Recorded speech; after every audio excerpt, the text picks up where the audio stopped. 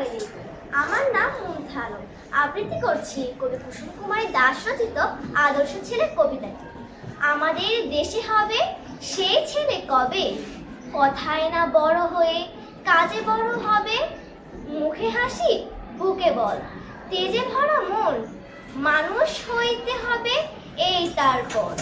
বিপদ আসিলে কাছে হও আগুয়ান, নাই কি শরীরে তব রক্ত মাংস প্রাণ। হাত পা সবারই আছে, মিছে কেন ভয়, চ্যাটলা রয়েছে যার সে কি পড়ে রয়। সে ছেলে কে চায় বল কথায় কথায়, আসে যার চোখে জল মাথা ঘুরে যায়। সাদা প্রাণী হাসি মুখে করো এই পণ, মানুষ হইতে হবে মানুষ যখন।